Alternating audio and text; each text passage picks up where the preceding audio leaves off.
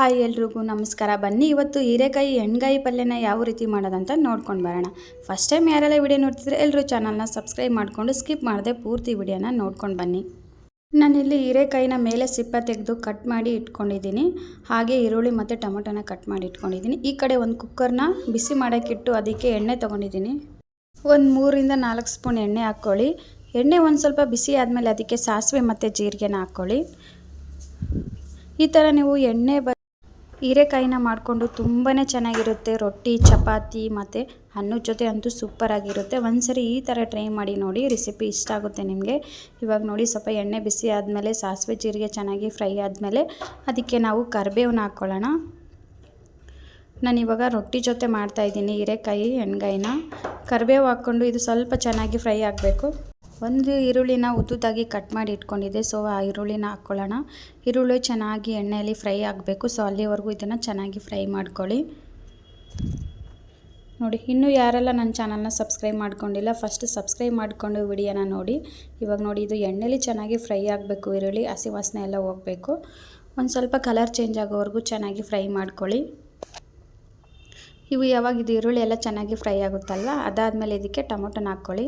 Tomato ಕೂಡ ಚೆನ್ನಾಗಿ fry ಆಗಬೇಕು. ಟೊಮೊಟೊ ಸಾಫ್ಟ್ ಆಗಬೇಕು, ಅಲ್ಲಿವರೆಗೂ ಚೆನ್ನಾಗಿ ಮಿಕ್ಸ್ ಮಾಡಿಕೊಂಡು ಫ್ರೈ ಮಾಡ್ಕೊಳ್ಳಿ. ಇದನ್ನು ಕೂಡ ಮೀಡಿಯಮ್ ಫ್ಲೇಮಲ್ಲಿ ಇಟ್ಕೊಂಡು ಚೆನ್ನಾಗಿ ಫ್ರೈ ಮಾಡ್ಕೊಳ್ಳಿ.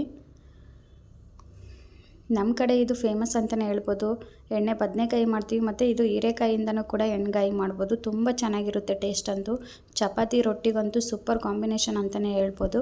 ಇವಾಗ ನೋಡಿ, ಕಟ್ ಮಾಡಿ ಇಟ್ಕೊಂಡಿರೋ ಹೀರೆಕಾಯಿನ ಇದ್ರೊಳಗಡೆ ಹಾಕ್ಕೊಳ್ತಾ ಇದ್ದೀನಿ. ನೋಡಿ, ನಾನು ಯಾವ ಥರ ಕಟ್ ಮಾಡಿ ಇಟ್ಕೊಂಡಿದ್ದೀನಿ. ಸೊ ನೀವು ಕೂಡ ಅದೇ ಥರನೇ ಕಟ್ ಮಾಡ್ಕೋಬೇಕು. ಇವಾಗ ಕಟ್ ಮಾಡಿ ಇಟ್ಕೊಂಡಿರೋ ಎಲ್ಲ ಹೀರೆಕಾಯಿನೂ ಕುಕ್ಕರ್ ಒಳಗಡೆ ಹಾಕ್ಕೊಂಡು ಒಂದ್ಸರಿ ಚೆನ್ನಾಗಿ ಮಿಕ್ಸ್ ಮಾಡ್ಕೊಳ್ಬೇಕು ನೀವು.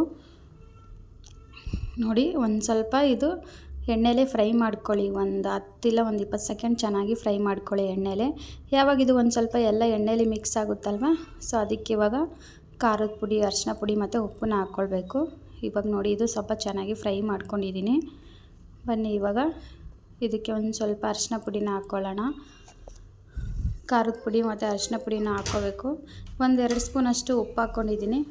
1-2 ಸ್ಪೂನಷ್ಟು ಉಪ್ಪು ಹಾಕ್ಕೊಂಡಿದ್ದೀನಿ. ಅದಾದಮೇಲೆ 1ರಿಂದ 2 ಸ್ಪೂನಷ್ಟು ಖಾರದ ಪುಡಿನ ಹಾಕ್ಕೊಂಡಿದ್ದೀನಿ.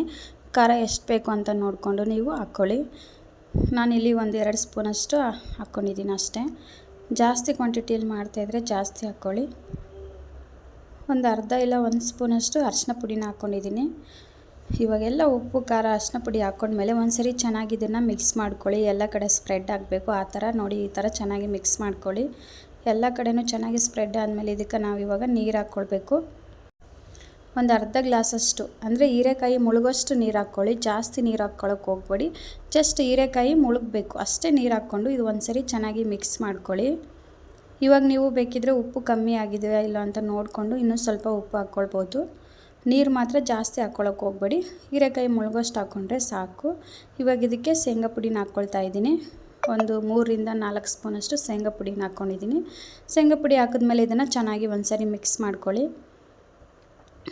ಎಲ್ಲ ಕಡೆನೂ ಚೆನ್ನಾಗಿ ಮಿಕ್ಸ್ ಮಾಡ್ಕೊಂಬಿಡಿದು. ಇದನ್ನೆಲ್ಲ ಮಿಕ್ಸ್ ಮಾಡ್ಕೊಂಡ್ಮೇಲೆ ಇವಾಗ ನೀವು ಬೇಕಿದ್ದರೆ ಇದಕ್ಕೆ ಮಸಾಲೆ ಐಟಮ್ಸ್ ಕೂಡ ಹಾಕ್ಬೋದು. ನಾನು ಯಾವುದೇ ರೀತಿ ಯೂಸ್ ಮಾಡಿಲ್ಲ. ನೀವು ಬೇಕಿದ್ದರೆ ಧನಿಯಾ ಪುಡಿ ಆ ಥರ ಕೂಡ ಹಾಕ್ಕೊಳ್ಬೋದು. ನಾನು ಯಾವುದೇ ಮಸಾಲೆ ಐಟಮ್ಸ್ನ ಯೂಸ್ ಮಾಡಿಲ್ಲ. ಇವಾಗ ಒಂದು ಸ್ವಲ್ಪ ಕಟ್ ಮಾಡಿ ಇಟ್ಕೊಂಡಿರೋ ಕೊತ್ತಂಬರಿ ಸೊಪ್ಪನ್ನ ಹಾಕ್ಕೊಂಡು ಮತ್ತೊಂದು ಸರಿ ಚೆನ್ನಾಗಿ ಮಿಕ್ಸ್ ಮಾಡ್ಕೊಳ್ಳಿ. ಮಿಕ್ಸ್ ಮಾಡಿಕೊಂಡು ಇವಾಗ ಕುಕ್ಕರ್ನ ಕ್ಲೋಸ್ ಮಾಡಿ 1-2 ವಿಸಿಲ್ ಹೊಡ್ಸಿದ್ರೆ ಸಾಕು, ಜಾಸ್ತಿ ಬೇಡ. 1 ಇಲ್ಲ 2 ವಿಸಿಲ್ ಹೊಡ್ಸಿದ್ರೆ ಹೀರೆಕಾಯಿ ಪಲ್ಯ ರೆಡಿ ಆಗಿಬಿಡುತ್ತೆ. ಇವಾಗ ನೋಡಿ, 2 ವಿಸಿಲ್ ಆದಮೇಲೆ ನಾನು ಕುಕ್ಕರ್ನ ಓಪನ್ ಮಾಡ್ಕೊಂಡಿದ್ದೀನಿ. ನೋಡ್ತಾ ಇರ್ಬೋದು ಹೀರೆಕಾಯಿ ಪಲ್ಯ ಯಾವ ರೀತಿ ರೆಡಿಯಾಗಿದೆ.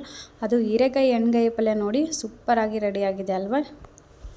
ಈ ರೆಸಿಪಿ ಏನಾದರೂ ನಿಮಗೆ ಇಷ್ಟ ಆಗಿದ್ದರೆ ವಿಡಿಯೋನ ಲೈಕ್ ಮಾಡಿ, ಕಮೆಂಟ್ ಮಾಡಿ, ಹಾಗೆ ಶೇರ್ ಮಾಡಿ. ಎಲ್ರಿಗೂ ಕೂಡ ಧನ್ಯವಾದಗಳು.